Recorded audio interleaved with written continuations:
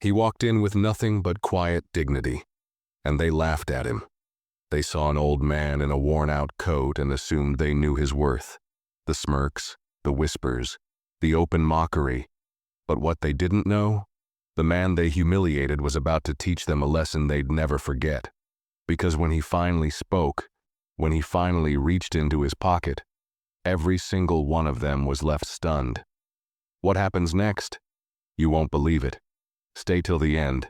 This story will change the way you see people forever. The door creaked open, and a hush fell over the lavish watch boutique. The scent of polished mahogany and expensive cologne lingered in the air, mingling with the faint ticking of precision timepieces displayed in gleaming glass cases. Conversations that had once flowed effortlessly between wealthy patrons and attentive salespeople slowed, then stilled, as eyes discreetly flicked toward the entrance. An elderly black man stepped inside. His posture was upright, his stride unhurried. But there was something about him, something unspoken, something that did not fit the boutique's usual clientele. His attire was neat, but simple. No designer labels, no gold rings or cufflinks, no outward signs of wealth. Just a long, weathered coat draped over his shoulders, and a wristwatch so old, the leather strap looked like it might crumble at the wrong touch. A young salesman near the counter, Dylan, raised an eyebrow and smirked. He adjusted the cuffs of his pristine suit and nudged a colleague beside him, whispering under his breath. The message was clear. This man didn't belong here. The other salesmen resumed their tasks, but their smiles carried an edge of amusement. Mr. Lancaster, a distinguished customer draped in arrogance and wealth, turned from the display he was examining, his curiosity piqued. He studied the elderly man with the sharp gaze of someone who had spent years appraising assets and deciding their worth. His lips curled slightly, as though entertained by the disruption. The old man did not seem to notice the weight of their glances, or perhaps he had spent too many years learning to ignore them.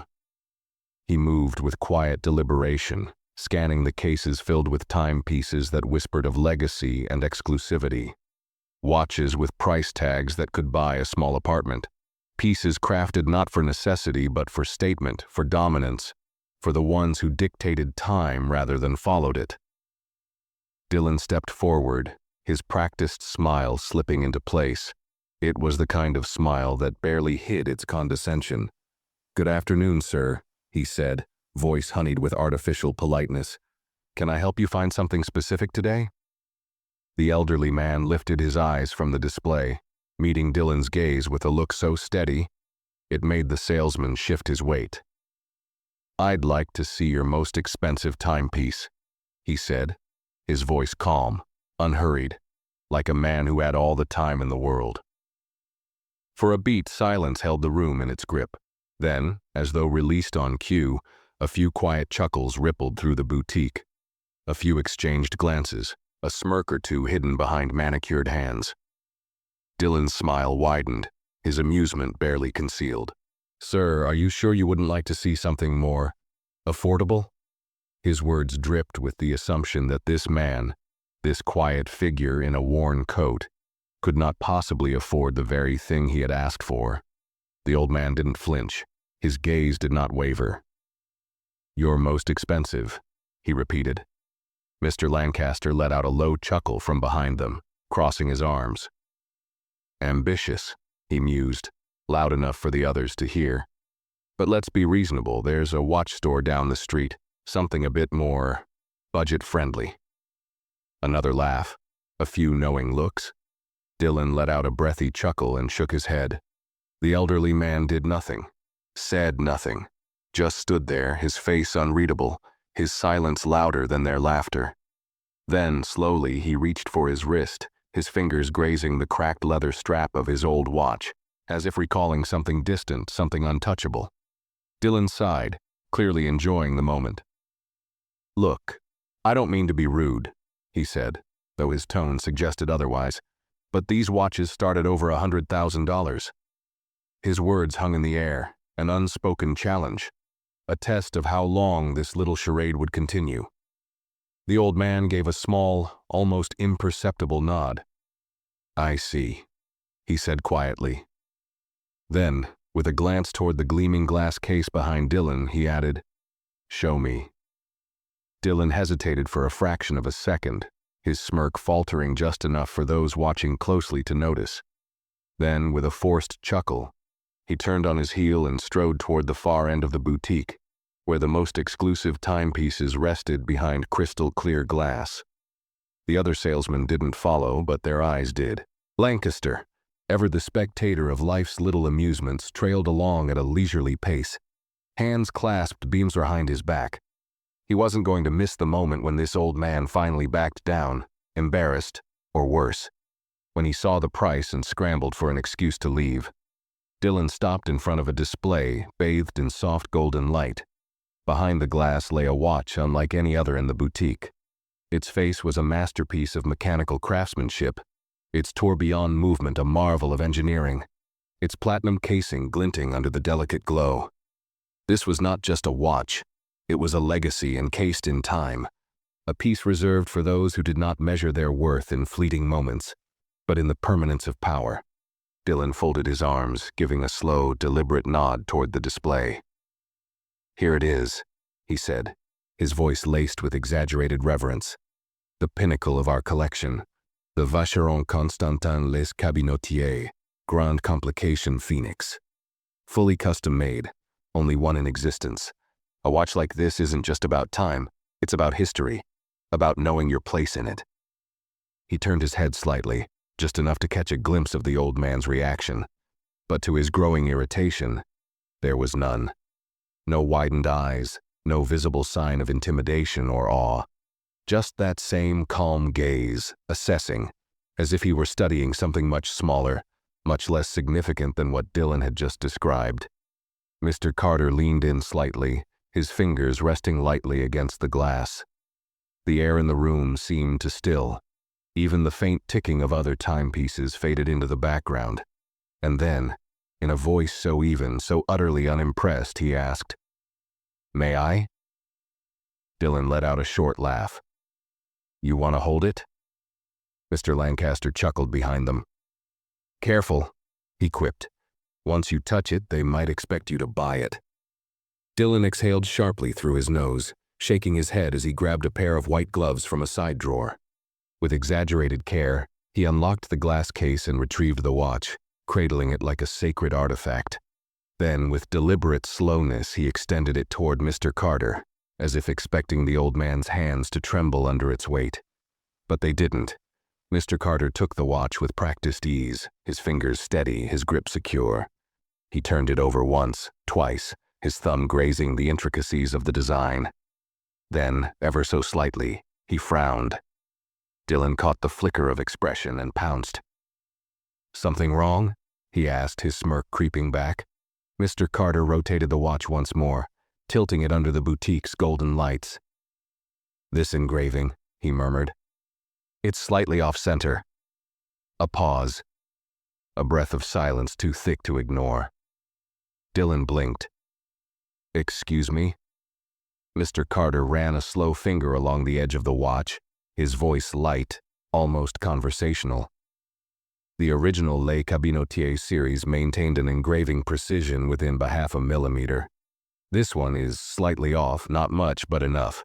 He tapped the crown, where the winding mechanism sat nestled against the case. And the weight balance here, this was supposed to be platinum inlay. It's not. They altered the design at the last moment, didn't they? Dylan's jaw tightened. He let out a forced laugh, but his shoulders were suddenly stiffer. "This watch was handcrafted by the best in Switzerland," he said, his voice losing some of its earlier bravado. "I think they know what they're doing." "Of course they do," Mr. Carter agreed, still studying the timepiece. "That's why it's interesting." Dylan didn't like that. Mr. Lancaster had stopped chuckling. He was watching now, his amusement replaced by something colder, more calculated. The store manager, who had been passing by, froze in his tracks. His head turned sharply toward them, his eyes locking onto the watch in Mr. Carter's hands. His mouth opened slightly, but no words came out. Mr. Carter lifted the timepiece one last time, rolling it in his palm, feeling its weight as though weighing something far greater than just metal and mechanics.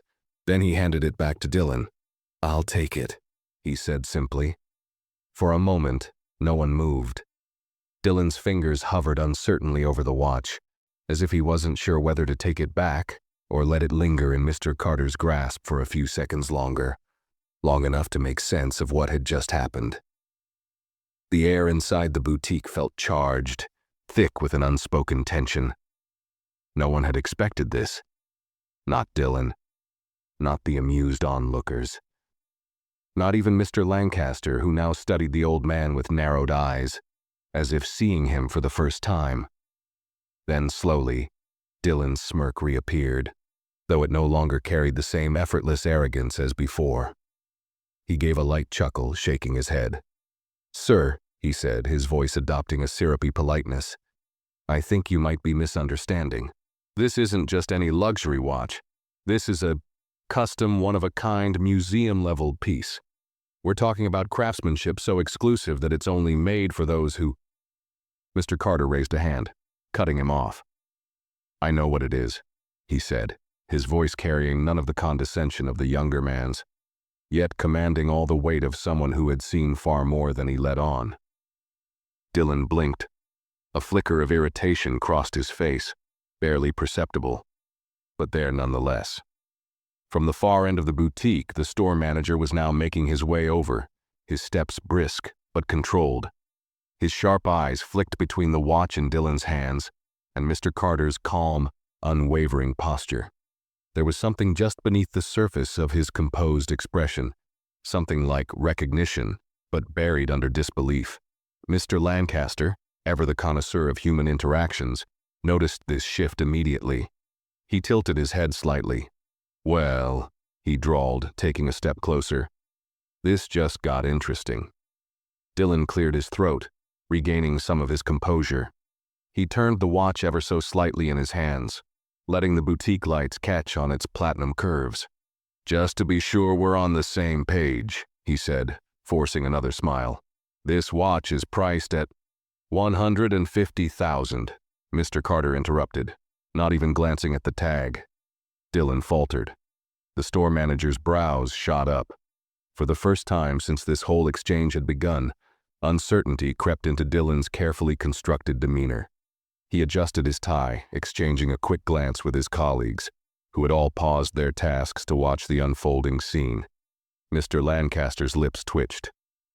"You seem well informed." Mr. Carter finally turned his gaze toward him. "I should be." The amusement in Mr. Lancaster's face flickered, just slightly, but enough to be noticed. Dylan cleared his throat again. "I just want to be absolutely certain, sir," he pressed, though his tone carried a slight edge now. "You're saying you'll be purchasing this watch right now?" Mr. Carter gave a single nod. Dylan exhaled sharply through his nose. "And will that be financing, wire transfer, or cash?" A ripple of silence spread through the boutique. Mr. Lancaster's eyebrows lifted, and this time the smirk that curled at his lips wasn't one of amusement. It was intrigue. The other customers shifted slightly, no longer watching for entertainment, but out of sheer curiosity. Dylan's jaw tightened. His fingers flexed over the watch in his hands as though it were suddenly heavier. "Excuse me?" Mr. Carter met his gaze with the same quiet composure he had maintained all along. "Cash," he repeated. Dylan let out a short laugh, but there was no humor in it. His eyes darted toward the store manager, silently pleading for some sort of intervention. Instead, the manager only spoke 2 words, his voice cautious but firm. "Process the sale." Dylan hesitated. "Sir, I really think—" The manager's voice hardened. "Do it." Dylan swallowed, and for the first time he looked nervous. Dylan turned stiffly, his usual air of control slipping as he gestured toward the counter. The boutique had gone eerily silent, the usual hum of murmured conversations replaced by the tension crackling in the air. The onlookers, who had once chuckled at Mr. Carter's presence, now watched with unblinking curiosity, their amusement replaced with something else entirely. Suspicion, intrigue, disbelief.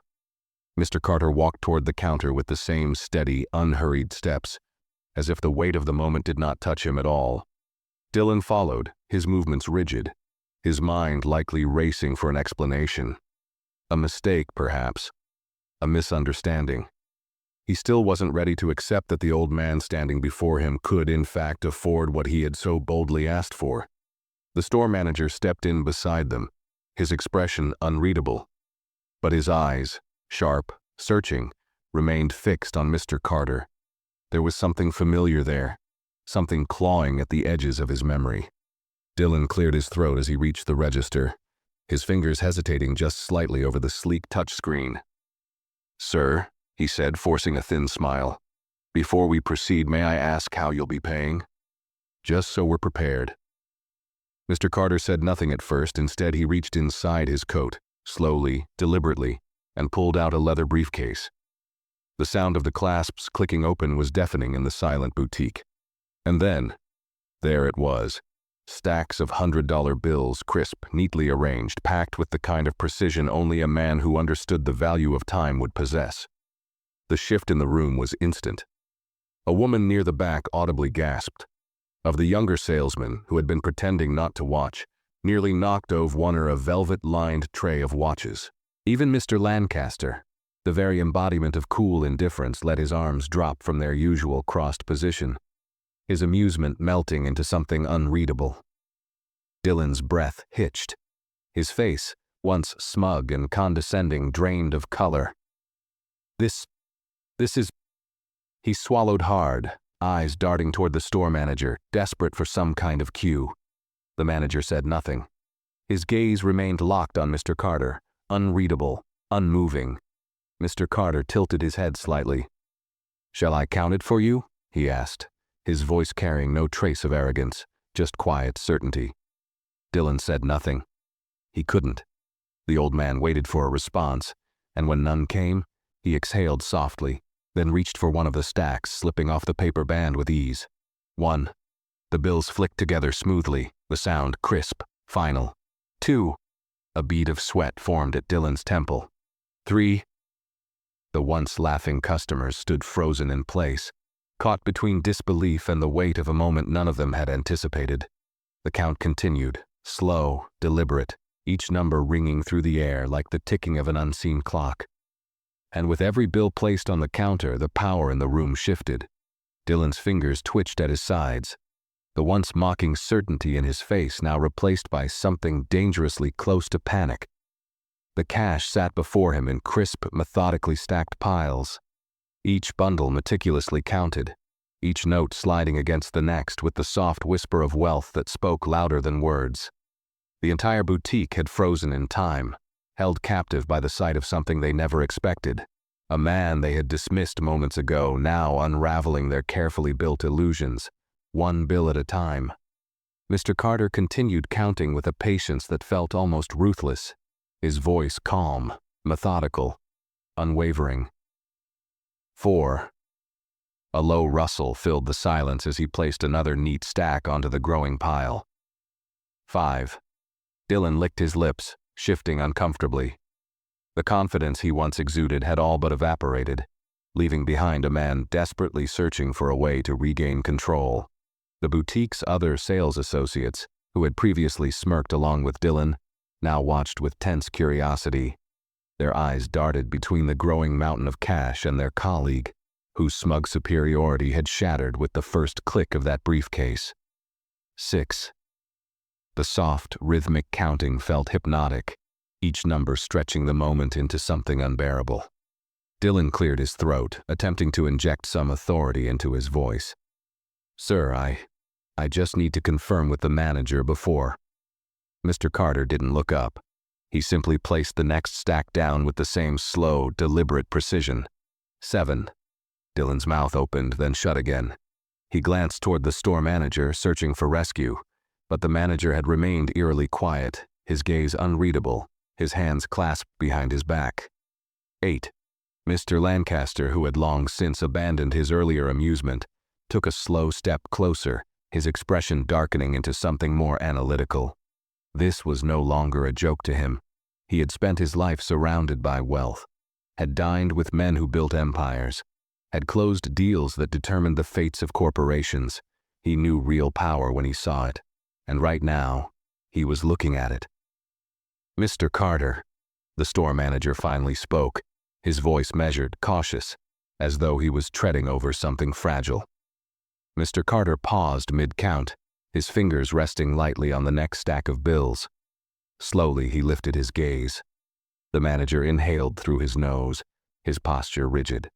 "Forgive me for asking, but—" He hesitated, as if weighing the words carefully. "May I ask how you came to know about this timepiece?" Dylan shot a glance at his boss, barely concealing his desperation. "Yes, derail this. Redirect. Find a way to bring things back under control." But when Mr. Carter spoke, his words carried the weight of something deeper than a mere transaction. "I knew about it before it was ever in this store," he said simply. The boutique fell into a deeper silence, the kind that didn't just still voices but swallowed the very air in the room. Dylan let out a nervous chuckle. "Well, we do advertise our high-end collections online," he said, though even he didn't seem convinced by his own words. Mr. Carter studied him for a moment before turning his gaze to the manager, his expression unreadable. "Tell me," he said, his voice as smooth as aged oak, "how much do you know about the origins of this model?" The manager stiffened slightly. "It's a custom one-of-one piece," he answered carefully. "A rare collector's item, designed with the most advanced horological craftsmanship available." Mr. Carter nodded faintly, the corner of his mouth twitching, though whether it was amusement or something else was unclear. "That's what they tell you," he mused. "But what they don't tell you is that this design," he tapped the watch lightly, "was never supposed to exist in its current form." Dylan blinked, his face betraying his confusion. The manager, however, had gone very still. "The original blueprint," Mr. Carter continued, turning the watch slightly under the light, "had an entirely different casing, and the engraving," he ran a thumb over it, "was supposed to reflect the original craftsmanship of the brand's founder, not this modified version." A muscle feathered in the manager's jaw. Mr. Lancaster, his curiosity now fully piqued, narrowed his eyes. "How do you know that?" The answer came without hesitation. "Because I was there when it was designed." The words landed like a thunderclap. Dylan let out a breathy, incredulous laugh. "Sir, I don't know what you're trying to say, but this model was designed by a highly exclusive team in Switzerland. It wasn't supposed to be released," Mr. Carter interjected smoothly. "The original prototype was different, but the company made adjustments after an internal shift in investors, ones that they never publicly disclosed." He paused, watching the growing realization in the store manager's face. "Isn't that right?" Dylan looked between them, confusion tightening his features. "Sir, with all due respect, are you saying you—" The manager finally exhaled. His shoulders, once squared and formal, seemed to lose some of their rigidity. His gaze, sharp and assessing, locked onto Mr. Carter with something resembling recognition. "You're—" He stopped himself, his throat bobbing slightly before trying again. "You were part of—" Mr. Carter slid his hands into the pockets of his coat. "I was more than part of it," he said quietly. "I was one of its original silent investors." A beat of silence, then another. Dylan let out a choked sound, his eyes flicking toward the watch as if seeing it for the first time. His once certain world had been neatly upended, shattered under the weight of a truth he had been too blind to recognize. The store manager, now visibly shaken, took a slow step forward. "Mr. Carter," he said, this time with none of the earlier hesitation. "Sir, I sincerely apologize for any—" He trailed off, as if realizing there were no words that could adequately undo what had been done. Mr. Lancaster, for the first time since the exchange began, said nothing at all. He merely watched, his mind calculating, assessing, re-evaluating every assumption he had made about the man before him. Dylan, however, still clung to whatever scraps of authority he had left. He cleared his throat, forcing a wobbly smile. "Sir, I just need to verify—" "You don't," the manager interrupted coldly. Dylan's mouth opened, then snapped shut. The manager turned to Mr. Carter, his gaze filled with something that bordered on regret. "Would you like it wrapped, sir?" Mr. Carter held his gaze for a moment, then nodded once. "Yes," he said, his voice quiet. "But first, I'd like to see the service records." Dylan frowned. The what?" "The records," Mr. Carter repeated. "Every high-end timepiece of this caliber comes with a documentation of its servicing and modifications. If I'm paying in full, I'd like to confirm that it's in perfect EOS condition." Dylan hesitated, clearly thrown off by the request. But the manager? He understood. He nodded once and turned toward the back office. As he disappeared through the doors, the boutique remained locked in a stunned, heavy silence. And for the first time since stepping foot inside, Mr. Carter finally smiled. The silence in the boutique stretched, thick with tension and the weight of unspoken realizations. The once smirking sales associates stood frozen in their places, exchanging uncertain glances. The air had shifted completely.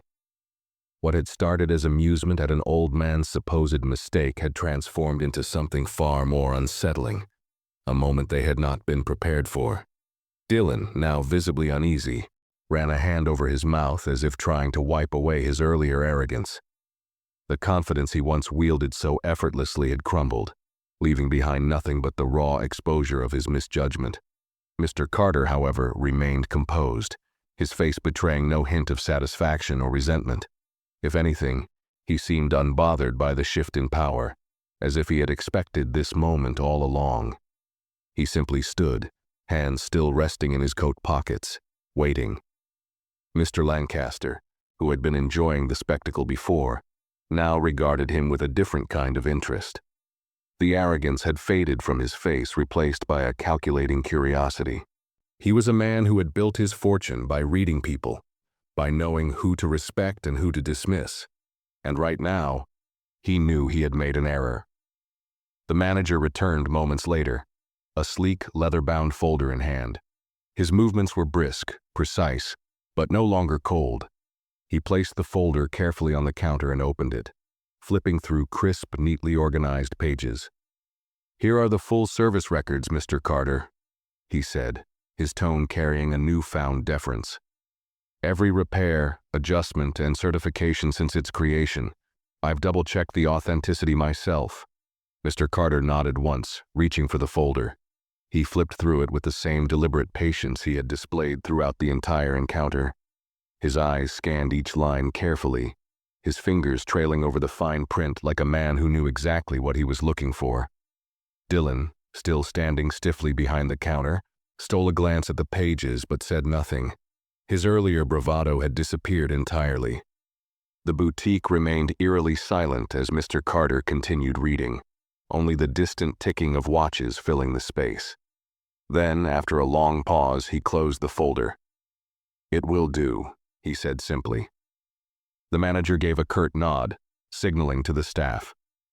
"Prepare the packaging and final documentation," he instructed. The junior sales associate, who had remained largely silent throughout the ordeal, sprang into action, retrieving a velvet-lined case from behind the glass.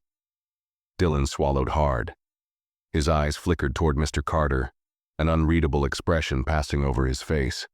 "Sir," he said hesitantly, his voice quieter now, almost unsure of itself. I'd like to apologize if—" "You'd like to apologize," Mr. Carter interrupted, still calm. "Or you'd like to recover?" Dylan's mouth snapped shut. Mr. Carter studied him for a moment, as if weighing the sincerity behind the words.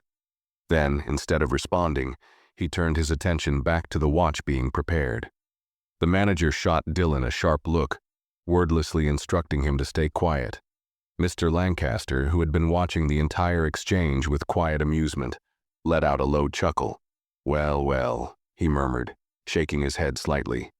"I do believe we've all underestimated you, Mr. Carter." The old man finally turned toward him, meeting his gaze with calm certainty. "That seems to be a common theme," he said. The smirk that tugged at Mr. Lancaster's lips this time was different, less condescending, more intrigued. He had miscalculated, and he knew it. The packaging was completed with a quiet efficiency, the junior sales associate handling the watch with far more care than they would have minutes earlier.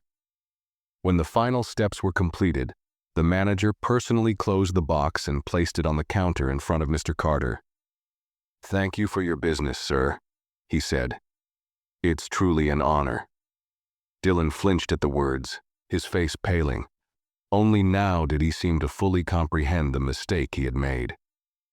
Mr. Carter picked up the box with the same quiet grace that had carried him through the entire ordeal. He turned, glancing once more at the boutique, his eyes sweeping over the people who had, moments ago, been so quick to judge him.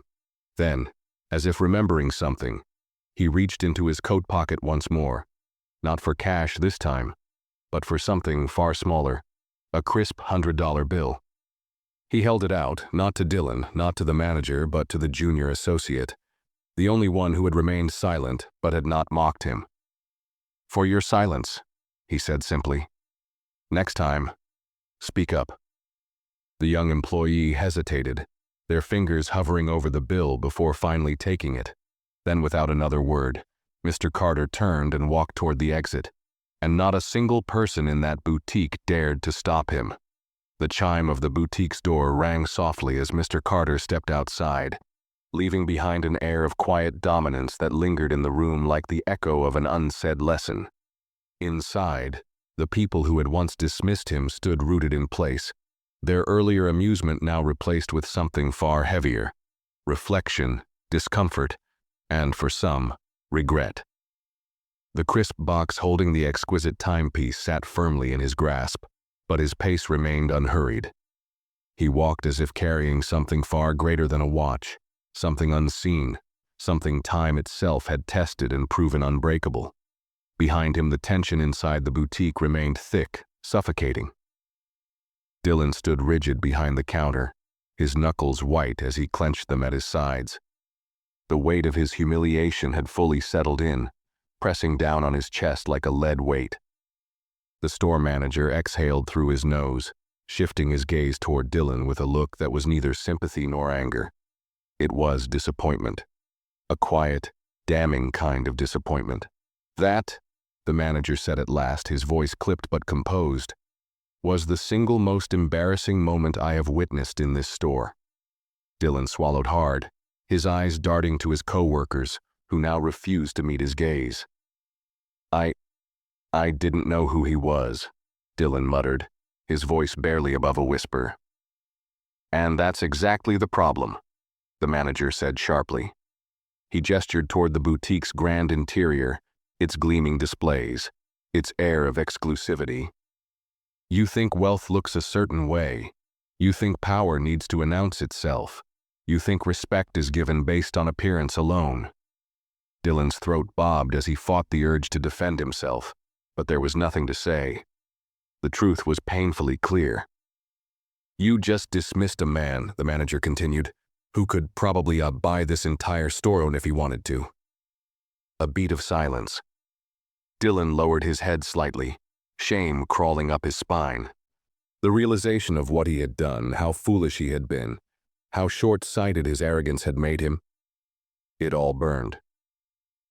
Mr. Lancaster, still standing near the counter, let out a slow exhale, a quiet laugh escaping under his breath. "Well," he mused, his voice filled with something between amusement and admiration. "I must admit I didn't see that coming." He turned slightly, adjusting the cufflinks on his tailored jacket. "It's rare," he continued, "to meet a man who can silence an entire room without raising his voice. Even rarer to watch a fool dig his own grave and lie down in it." Dillon's eyes flickered toward him, his jaw tightening, but he said nothing. The store manager straightened his tie and turned back toward the rest of the boutique. "Get back to work," he said flatly, his voice carrying no room for argument. The employees scattered instantly, their whispers subdued, their glances toward Dillon cautious and knowing. Dylan, left standing at the counter, exhaled sharply. His hands trembled slightly, but he clenched them into fists. He had spent years perfecting the art of reading customers, of knowing exactly who was worth his time and who wasn't. And yet, today, he had been proven completely and utterly wrong. A lesson he wouldn't forget. Outside, Mr. Carter walked down the bustling sidewalk, the soft hum of city life filling the space around him. The world moved on, oblivious to what had just transpired inside that boutique. But for him, there was no triumph in what had happened, only certainty. He stopped at the corner, adjusting his coat slightly before glancing down at the box in his hand. The weight of it felt insignificant compared to the watch already strapped around his wrist, the one he had worn for decades, its leather cracked, its glass slightly scratched. Time had always been measured in moments, not in wealth, not in arrogance, not in fleeting displays of superiority. A woman's laughter flickered through his memory, soft, warm, a whisper of a past that still lived in the quiet ticking of his old watch. Mr. Carter smiled to himself, exhaled, and stepped forward. He had never needed anyone's validation. Not then, not now, not ever. As Mr. Carter moved along the sidewalk, the city unfolded around him in its usual rhythm.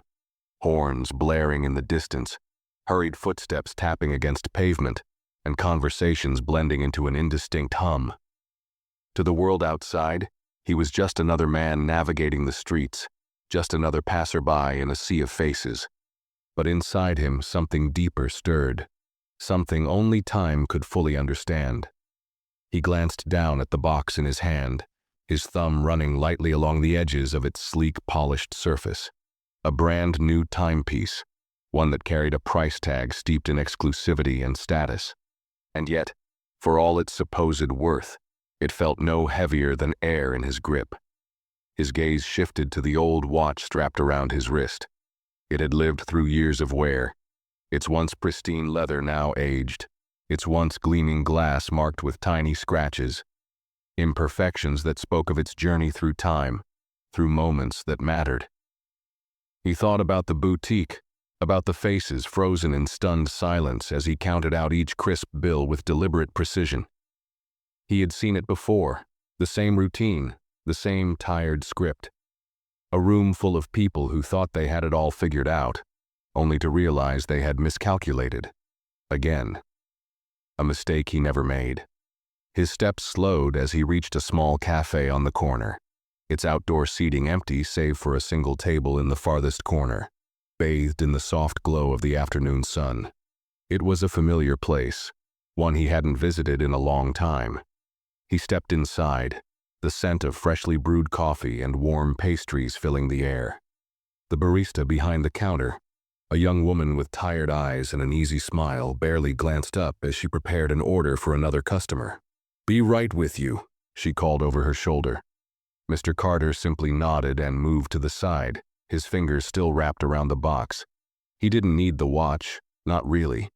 But there was something poetic about it, something about standing in that boutique, about watching the realization dawn in their eyes, about showing them that wealth and wisdom were not measured by what one wore, but by what one knew. And he knew more than they could ever understand. "Sir?" The barista's voice pulled him from his thoughts. She was watching him now, a curious expression on her face. "Would you like to order something?" He glanced at the menu for only a second before shaking his head. "Just a small black coffee," he said simply. She nodded, quickly punching it into the register. "That'll be..." He slid a crisp bill onto the counter before she could finish. Not a 20, not a 50, but 100. Her eyes widened slightly. "Oh, I don't have enough change for this." "Keep it," he said, his tone gentle but firm. She hesitated, her hands hovering uncertainly over the bill. "That's a lot for a coffee, sir." He smiled, a small, knowing smile. "Then don't think of it as a payment for coffee." Something flickered in her expression, something unspoken but understood. She gave him a slow nod, accepting the bill with quiet gratitude. "Thank you," she said softly. He simply nodded in return before stepping outside, his coffee warming his palm as he lowered himself into the chair at the empty table. He placed the box beside him, letting it rest there, untouched, as he sipped the coffee in slow, thoughtful sips. For years he had seen the world change. He had seen men like Dylan, arrogant and blind to the truth right in front of them. He had seen men like Mr. Lancaster, shrewd and watchful, always ready to pivot once they sensed a shift in power. And he had seen men like the boutique manager, those who recognized their mistakes only after they had been made, those who knew they had just witnessed something that could not be undone. But it wasn't about them. It never was. It was about time. Time had a way of revealing things. It unraveled facades, exposed ignorance, and stripped away the illusions people so desperately clung to. Time did not play favorites. It did not hesitate. It did not lie.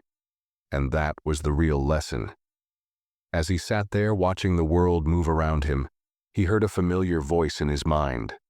A voice that had once been soft and full of life. A voice that had whispered dreams into the space between heartbeats. "Someday we'll get one together," she had said all those years ago, her fingers tracing the glass of a display case much like the one in the boutique. Not because we need it, but because we can. He had promised her then, but time had taken her before he could keep that promise. His fingers brushed the old watch on his wrist, and for the first time in years, he felt it. The weight of memory, of love lost, of moments that could never be relived. And yet the timepiece still ticked. Slow, steady, just as it always had. The box beside him remained unopened, and perhaps it always would. The soft hum of the city surrounded him, blending into the steady rhythm of his thoughts. Mr. Carter sat at the small cafe table, the warmth of his coffee seeping through the porcelain cup, his grip relaxed but firm. The unopened box sat beside him, its presence almost ironic now. It was a symbol of something far greater than luxury, a reminder of what people valued and what they failed to see. He took another slow sip, watching the world unfold around him. A businessman rushed past, phone pressed to his ear, his suit crisp, his steps hurried. A young couple strolled by, lost in conversation, their laughter rising above the sounds of traffic.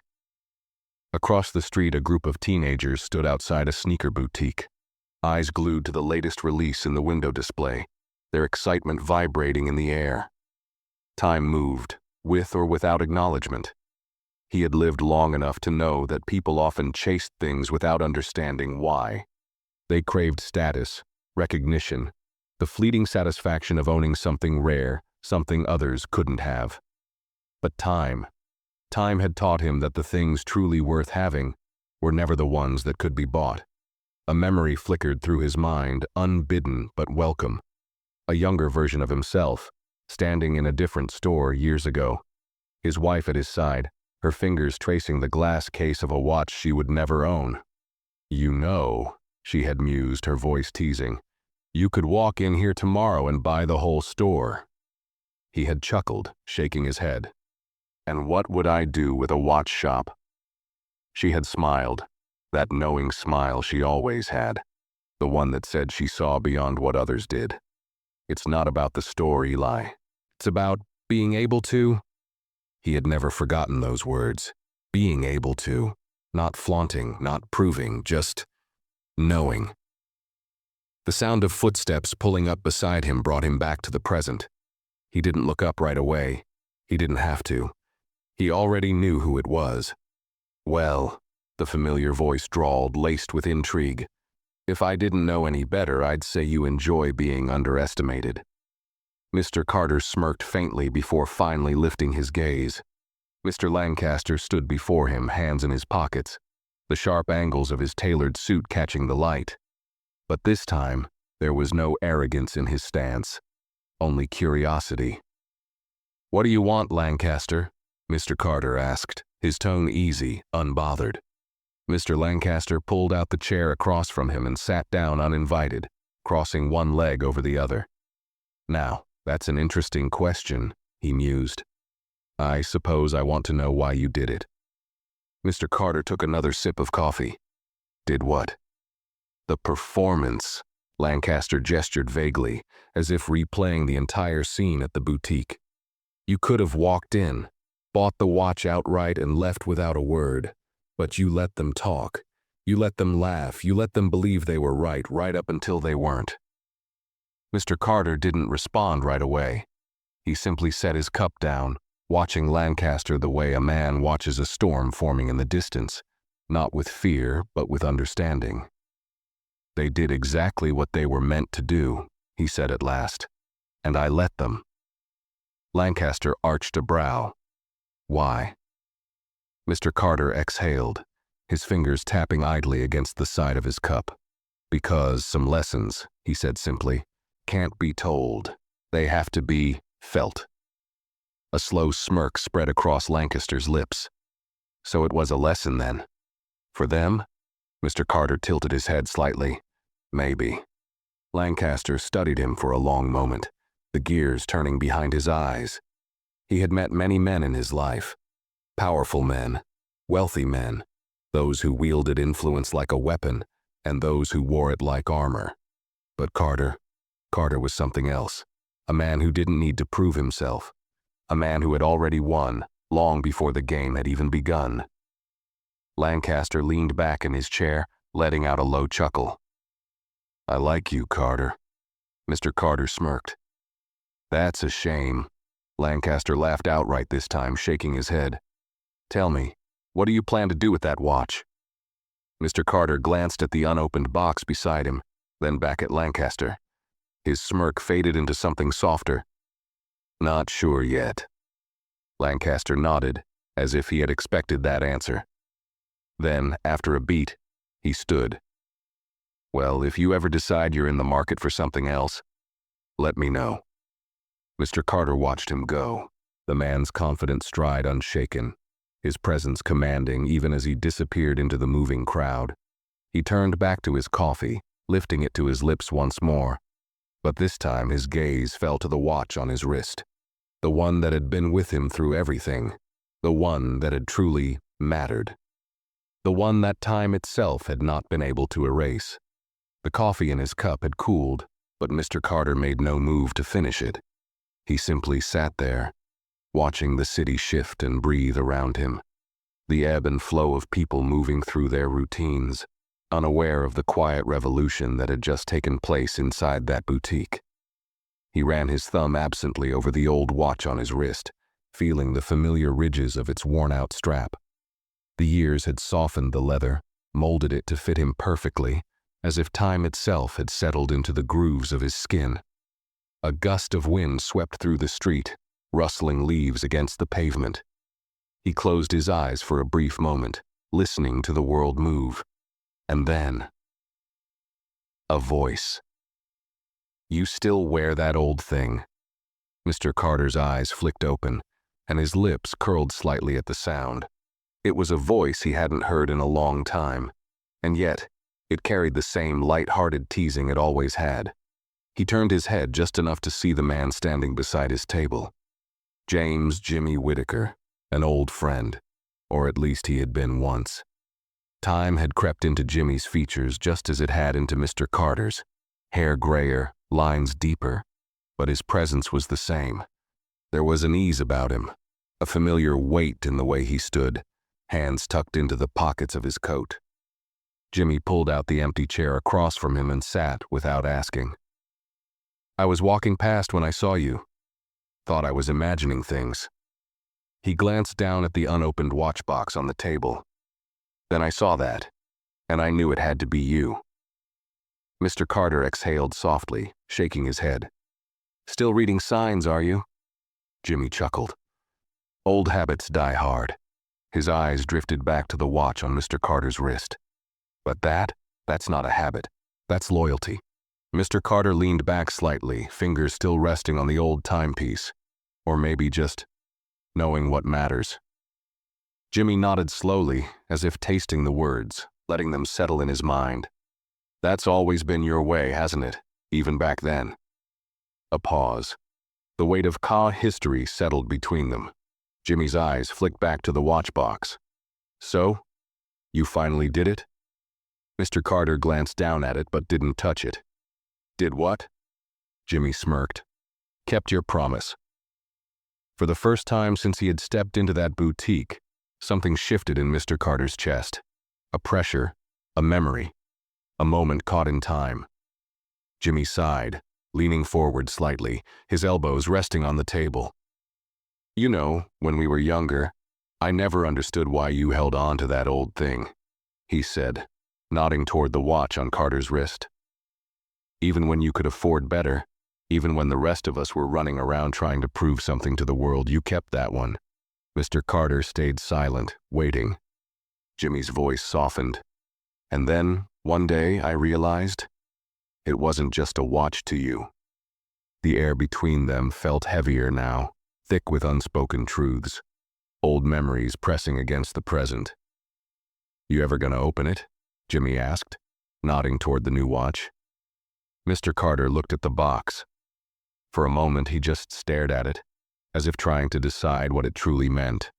Then, with slow deliberation, he reached for it. His fingers traced the edge of the lid.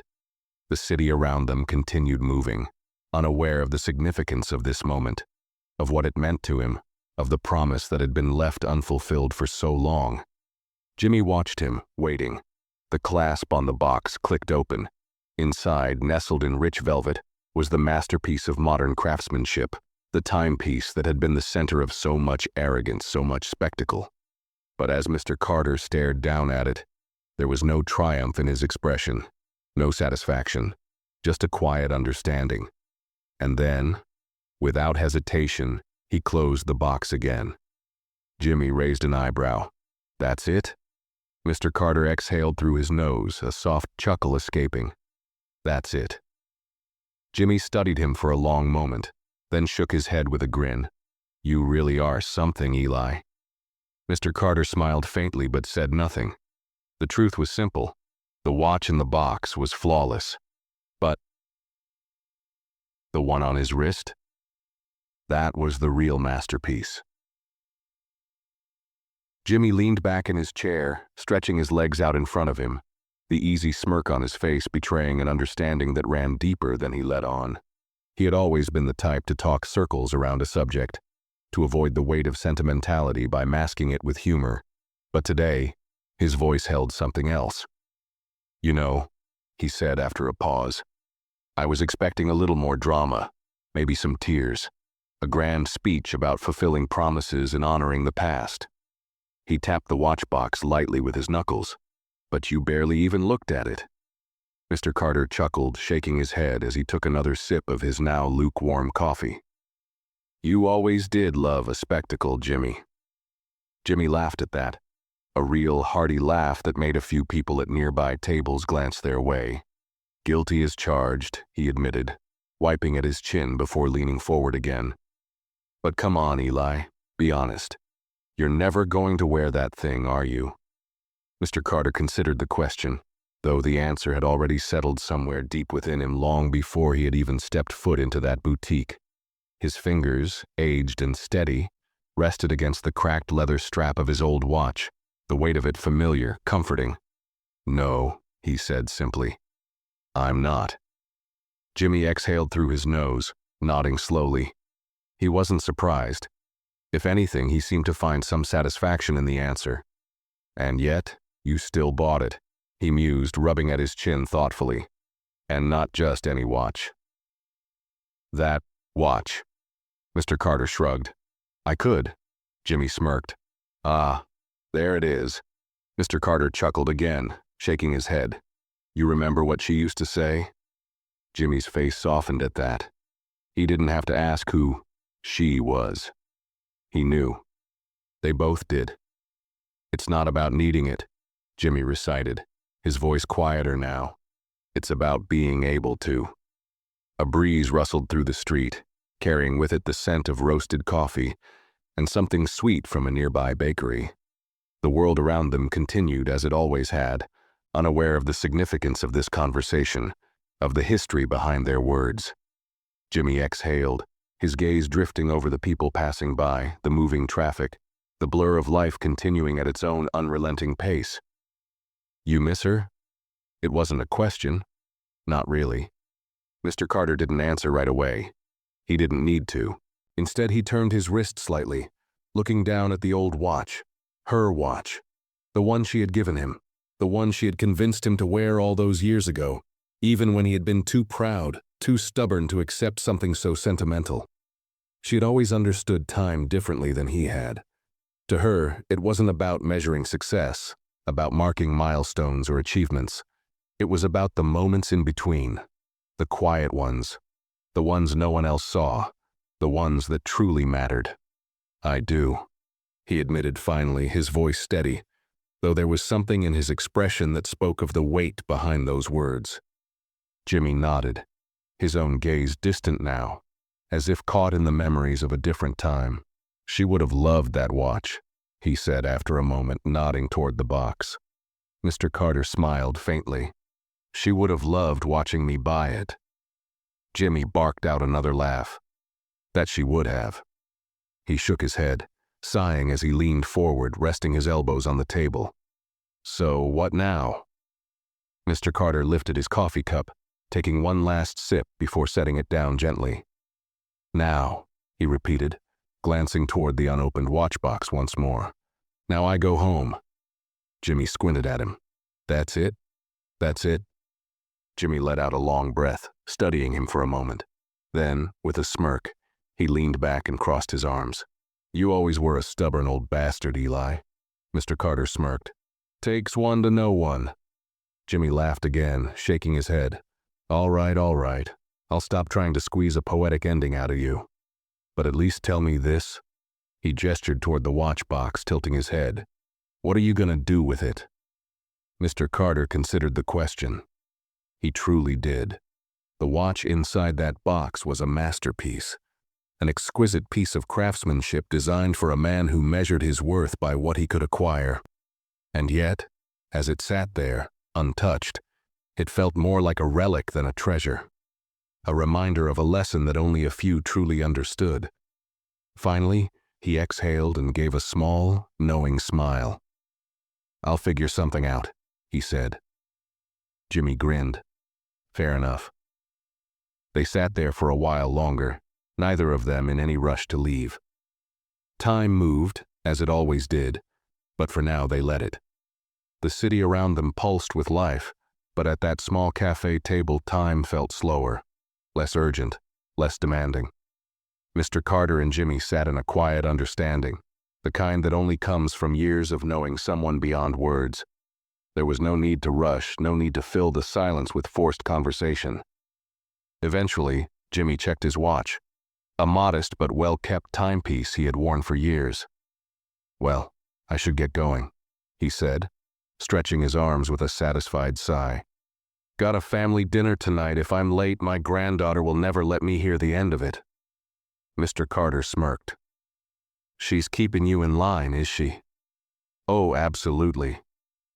Jimmy grinned. "She's 5 years old and she already thinks she runs the world. The only person I've ever met who can out-stubborn me." Mr. Carter chuckled, shaking his head. "Sounds like a force to be reckoned with." "She is," Jimmy agreed, his grin softening into something more thoughtful. "She asked me the other day why I always wear the same watch." Mr. Carter lifted an eyebrow. Jimmy shrugged. "Told her it's because it reminds me of the people who matter, of the moments that matter." He glanced down at his wrist, rubbing his thumb over the watch's surface. "She didn't really get it yet, but one day she will." Mr. Carter nodded, his gaze dropping to the watch on his own wrist. "One day she will," he echoed. Jimmy stood up, straightening his coat. "You know, you should come by sometime, meet the family. They'd love to hear your stories." Mr. Carter smiled faintly, but didn't answer right away. He had spent so many years in his own space, living life at his own quiet pace, away from the expectations and distractions of the world. But maybe it wouldn't be such a bad thing to share a few of those stories with someone who might actually listen. "I'll think about it," he said finally. Jimmy grinned as if he already knew the answer. "I'll hold you to that." With one last nod, Jimmy gave him a pat on the shoulder before walking off, disappearing into the flow of people moving down the street. Mr. Carter watched him go, his old friend blending into the rhythm of the city, carried along by the steady tide of life.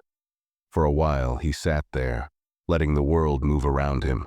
The unopened watch box still sat beside his coffee cup, untouched, unmoved. It was an object of value, yes, but value, he had learned long ago, was not the same as meaning. Meaning was something else entirely. After a moment he reached for the box. He held it in his hands, feeling the weight of it, the smoothness of its surface.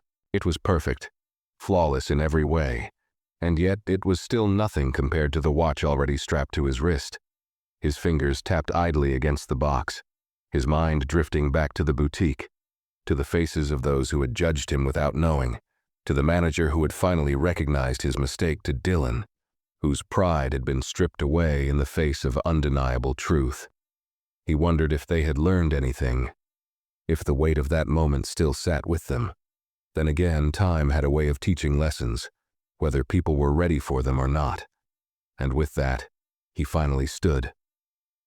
Tucking the watch box under his arm, he stepped away from the cafe table, moving with the same steady, unbothered pace that had carried him through life for so many years.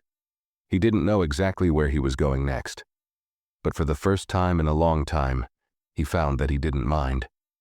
Mr. Carter walked without urgency, weaving through the rhythm of the city, his pace measured, steady. The unopened watch box remained tucked under his arm, its weight almost unnoticeable now. The world moved around him as it always did, people rushing, conversations blending, the scent of food wafting from small corner vendors. He passed by a storefront window and caught a glimpse of his own reflection.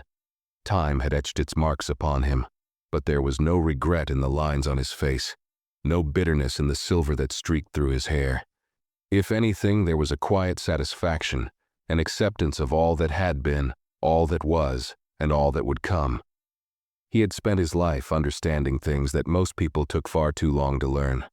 That power wasn't in what you could show, but in what you knew.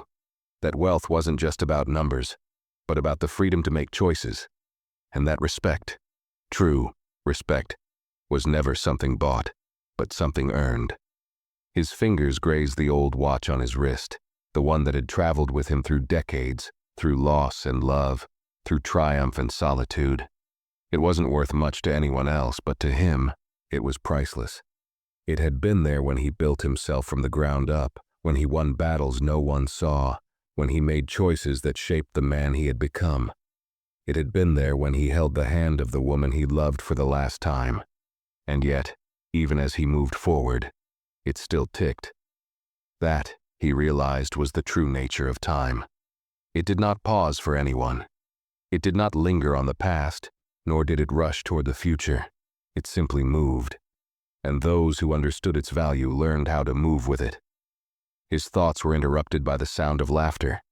He turned his head slightly and saw a boy, no older than 10, standing at the entrance of a small pawn shop, clutching his mother's hand.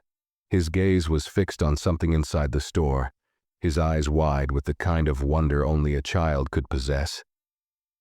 Mr. Carter followed his gaze.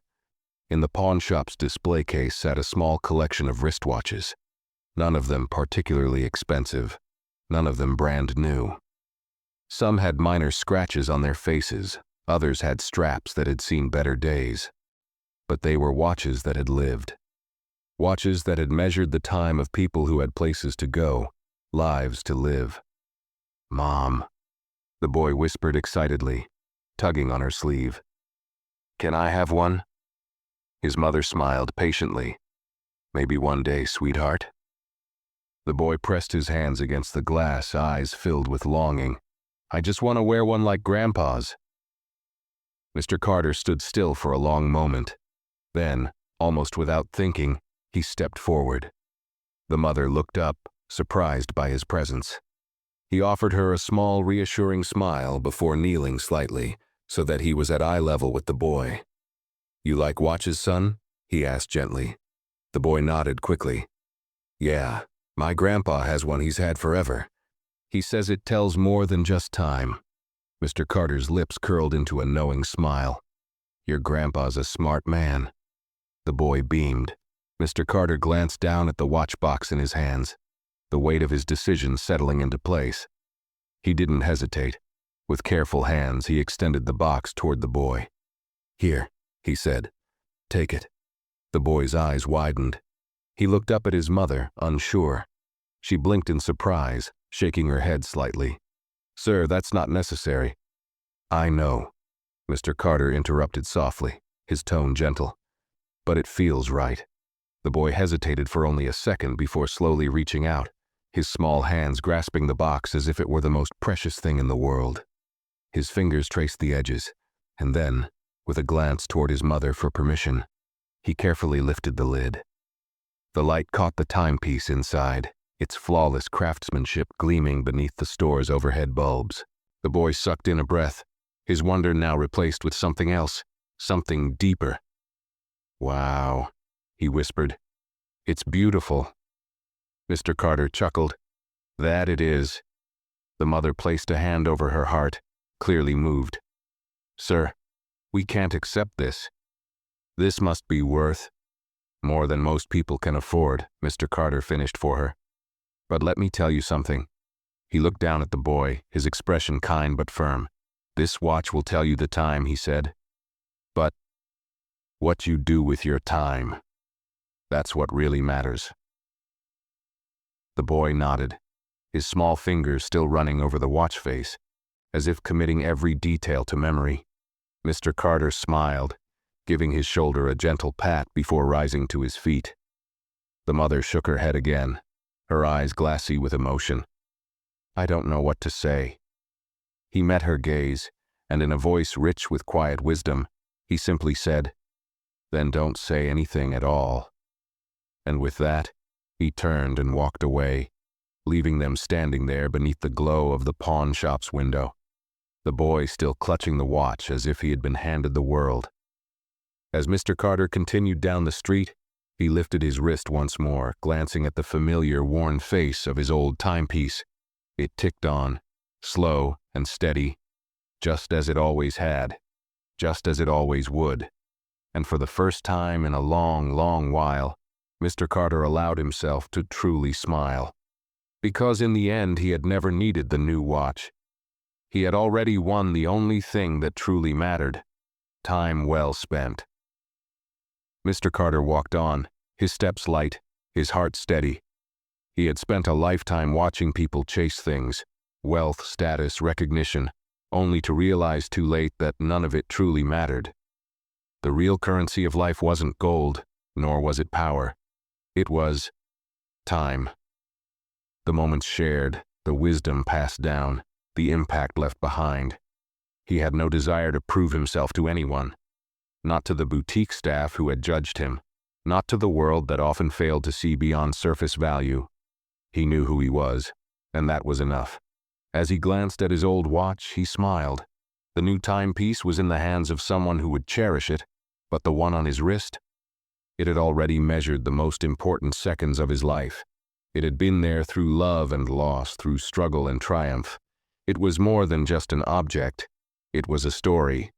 And perhaps that was the greatest lesson of all. We don't own time, we borrow it. And what we do with it, that's what defines us. If this story touched your heart, subscribe for more powerful life lessons. And tell us, what does time mean to you? Drop a comment below.